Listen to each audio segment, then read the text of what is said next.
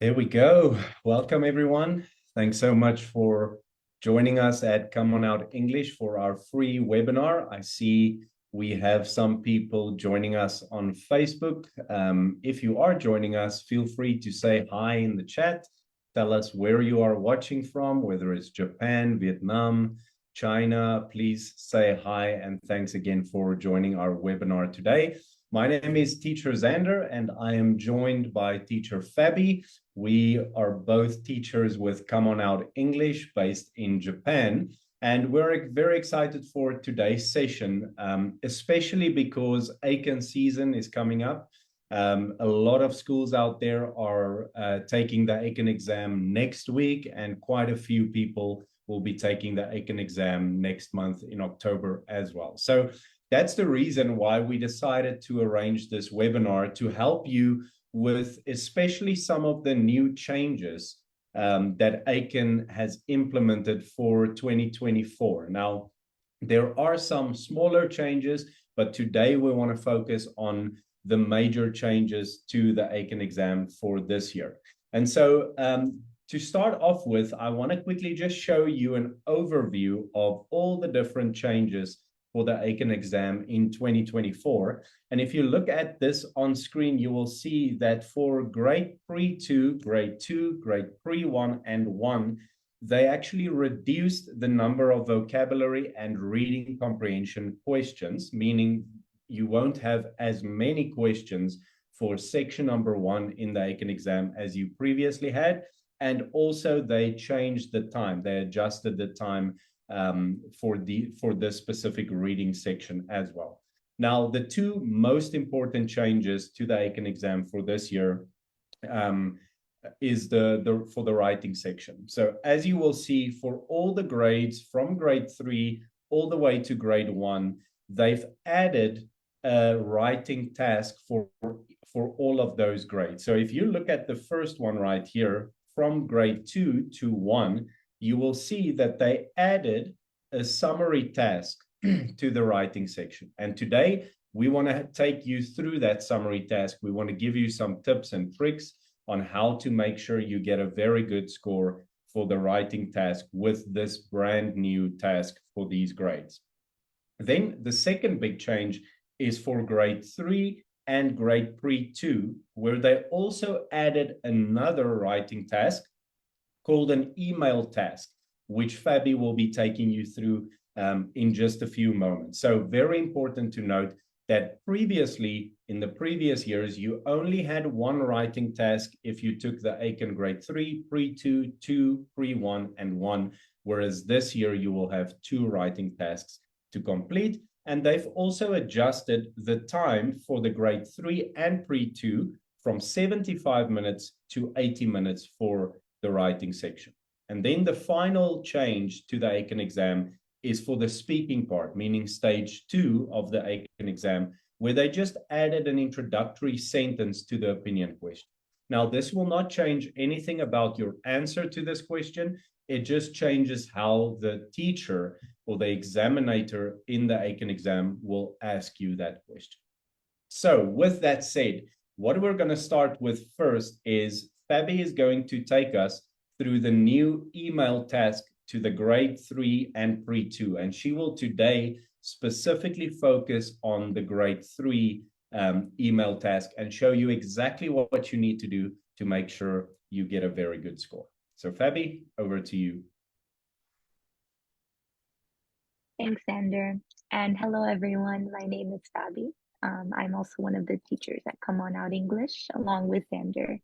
It's great to be here tonight. So I'm going to take you guys through the email task that was recently added to the Eiken exam. So Zander, if you can go to the next slide, please. Yes, so we have this question type, the reply email. So what is a reply email? It's an email written in response to an email received. And basically the question is you'll receive one email, so then you'll be asked 2 questions in the email, and the words are going to be underlined, and you need to answer the questions that were asked in the email. As you can see, 日本語も書いてますね. Yeah, the explanation. So 2 questions underlined, and your task will be to answer those questions. Thanks, Andrew. You can go ahead. An example should pop up. Yes. And one thing about your answer, it should be between 15 and 25 words. So that's what they recommend for your response. So something short, something simple. So now take a look at this example. So you have received the following email from your foreign friend, James. Read the email and write a reply in English.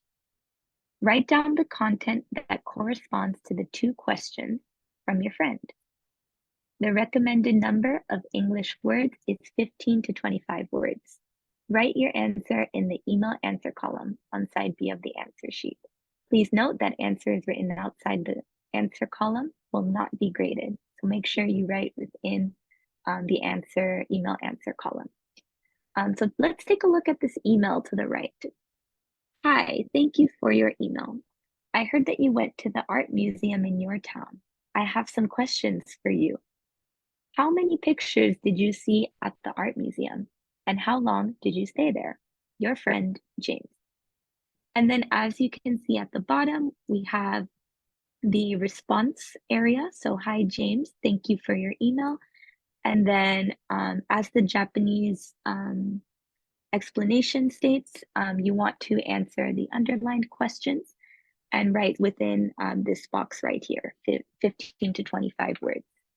Okay, we can go on to the next slide. So what does this look like? Yes, if you can, yes, thank you. So there are a couple of important things to think about when answering this type of question. So the first thing you want to do is read the email carefully. Make sure you pay attention to all of the information and underline the main points. Then you want to think about your answers to the 2 questions. And then the first sentence should be answering the first question, and the second part should be answering the second question. So again, it's very short. And then your conclusion should be how you feel about the experience. And I'm going to show you what that looks like and how an English speaker would answer that. So hang tight. But yes, again, we have the same example to the right over here. Yes, as Xander's pointing at. So what does this actually look like? Let's go on to the next slide. So again, Our structure, we want to read the email in its entirety. We want to think about the main theme, right? In the previous example, it was the art museum, right? So he's asking us questions about the art museum. And you want to, again, pay attention to the questions that are underlined that you're being asked. And then you want to think about your answers to the two questions and then write your sentences. So 15 to 25 words is like 3 sentences, about 3 sentences. But you want to make sure that in your first sentence, you're answering the first question. In your second sentence, you're answering the second one. And then your conclusion, which is your feelings or impressions, kanso, right, in Japanese.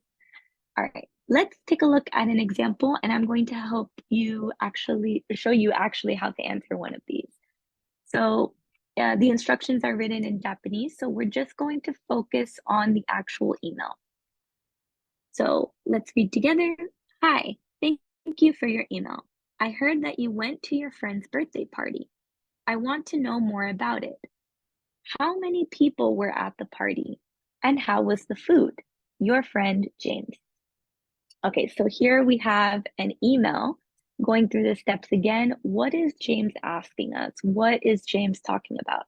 He's talking about my friend's birthday party. And based on his questions, he wants to know how many people were at the party and how was the food. Even if you don't understand the entire email or the entire sentence, sometimes picking out the most important thing helps a lot, right? So we know people, right? People at the party, maybe he's talking about who went to the party, for example. So always look for those keywords. And now we want to think about how we want to respond and make sure that it's within 15 to 25 words. So right now, I'm going to go ahead and write a text on the screen. Right here, I'm going to. Okay, so after I finish, then you guys will be able to see it. But I'm going to go ahead and write sentence by sentence, actually, so you guys can see each sentence as it comes. So the first question that James asked me was, how many people were at the party? So I'm going to respond by saying there were 20 people at the party. That would be my answer to the first question, right? We already see that it says, thank you for your email here. So we're just focusing on answering the question. And then for the second one, he's asking me, and how was the food? So I can just go ahead and say the food was delicious. Yes, hopefully you guys can see this right now. And then for the final part, if you're a little bit confused about writing the conclusion, writing about your experience, your thoughts, something that I would write in this situation is, I had a great time with everyone. So this would be just a little bit of a closing sentence to kind of bring everything together. This is a total of 17 words. So as you can see, I'm within my 15 to 25 words. So the conclusion part, again, just one sentence to kind of bring everything together, wrap it all up. He's talking about a birthday party in this case. So I just ended it with, I had a great time with everyone. So again, in this box down here, this open box where the Japanese is written, that's where you want to write your answer. And that's pretty much how you would do it. It's very short, it's very simple. The most important thing is focusing on what they're asking you and making sure that you're able to create the answers to the questions. Excellent. Thank you, Faby. So as you all can see, it's a very short writing. And if you understand what to pay attention to, it's actually very, very easy to complete and get full marks for this exercise. So thank you very much for that, Faby. Now we're going to go to a little bit more difficult exercise, to the grade 2, free one and one kind of exercise. And today I will focus on specifically on the grade 2 question that you will find in the writing section for this exam. And this will be the first writing question in the exam paper. So let's have a look at the question type. What kind of question is this? So Faby said for the grade pre-2, and the grade 3, it will be a reply email. That's the kind of question type you will get. Now, for the grade 2 and for pre-1 and 1, you will get an English summary task. Okay. Now, let's first talk about what is an English summary. Okay. Because the moment you see a summary, you might think, what does the word summary mean? And very simply, summary means it's a shortened version of the main points contained in a passage. So if you get a passage or an article and you need to make a summary, that just means you shorten that and make sure you include all the most important points of the article or of the news story or whatever you might receive. Now, moving forward, you will get one article. So it's only one article. You will need to obviously read the article.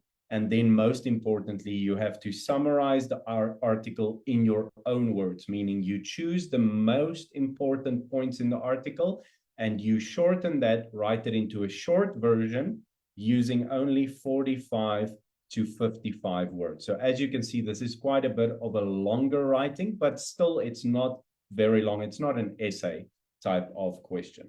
Okay, so let's talk a little bit about when you get this exercise in the Eiken exam, what should you do first? Okay, how can you make it as easy as possible for you to get a good score?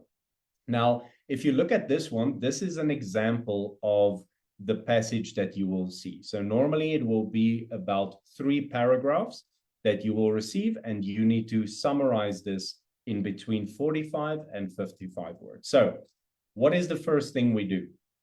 We read the article, okay? Very easy. But it's very important that you understand that while reading the article, you have to take a pencil or a pen and underline the most important points or the main points of the article. So let's go through this article together. Let's read it together and let's try and find the main points in this article. So let's read together. When students go to university, they usually go to the campus and take classes in classrooms with other students. However, there are other types of classes for students to take. Some of them take online classes from home without going to campus. So now we start to understand the topic of this article. It's between students going to class, sitting in class with a teacher, but some students take the classes online instead of in person. So I've already found one main point here, which is some of the students take online classes from home without going to the campus. Let's continue. What are some benefits of this? So that's an important sentence because it tells us what will we read about in this paragraph. We will read about the benefits. What is a benefit? It means it's a positive or a good point of taking classes online. Online classes are helpful for students living far away from the campus because they do not need to travel for long periods of time. Moreover, meaning another benefit, in the case of recorded online classes, students can watch recorded classes over and over again so that they can understand the classes better. So this is a very, very important paragraph. Okay, so as you can see, we actually have 2 main points in this paragraph. And this is very normal. If you have a passage or article of 3 paragraphs, normally the second paragraph, the middle one, will have a lot of important information. So now we already have 3 main points. First one is some students take online classes instead of going to campus. The first benefit is that online classes are very helpful to students who live far away from campus. And then also students can watch recorded online classes over and over again to help them understand it. So now we have already 3 main points. Let's continue. Last paragraph. However, some students may have problems with their computers or their internet connection during online classes. Okay, so now it's telling us what are the bad sides of online classes. This can make it difficult to take the classes smoothly, meaning easily. Also, if students do not go to the campus, they will have fewer chances to see each other face to face and talk to other students. Because of this, some students may feel lonely. So now we found that in paragraph 1, the main idea is some students take classes online instead of going to campus. Paragraph 2 gave us 2 benefits, good points of taking classes online. And the last paragraph actually gave us 2 points that are not so good about taking classes online. So now that we have all of our main points, we go on to the next step. What is the main theme of the article? So obviously, if we look at this sentence, the main theme is about online classes or going to campus for classes. That's the main theme of the article. And we use that main theme to write our first sentence for our summary. Okay, so we need to start by clearly stating the main theme of the article. That is sentence number 1. The second part, we need to, this should contain the main points that relate to the theme of the article. Something very important is to paraphrase the sentences from the text, okay? Paraphrase. Now, what is the meaning of paraphrase?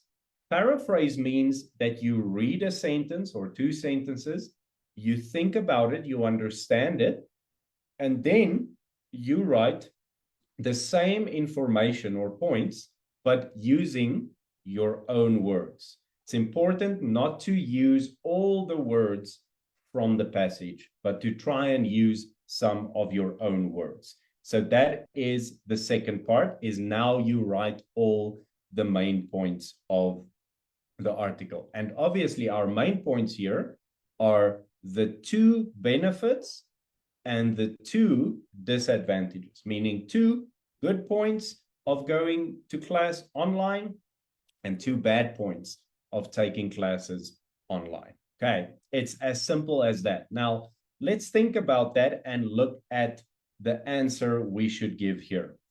Remember, sentence number 1 is about the main theme or topic of the article. So if we look at sentence number 1 here, we see it says, some students take online classes instead of going to the campus. That is sentence number 1. That's the main topic of the article. Second part, remember, now we need to give or write the reasons or the other main points that talk about the main topic. Online classes have benefits, good points, such as saving travel time and improving students' understanding through watching recorded classes repeatedly. So now I take the 2 good points of online classes and I put it into one sentence. Now, one more thing that I have to write about is the 2 bad points. That's my last sentence. However, some students may have computer problems and feel lonely. Computer problems, lonely were the 2 bad points because they do not meet other students directly on campus. So can you see that I used all my most important points and I just wrote a short version. So you can see the article was 3 paragraphs, but my summary is only 1 paragraph. And that's the meaning of a summary, is you take a lot of information, you make it shorter, and that's how you complete this task.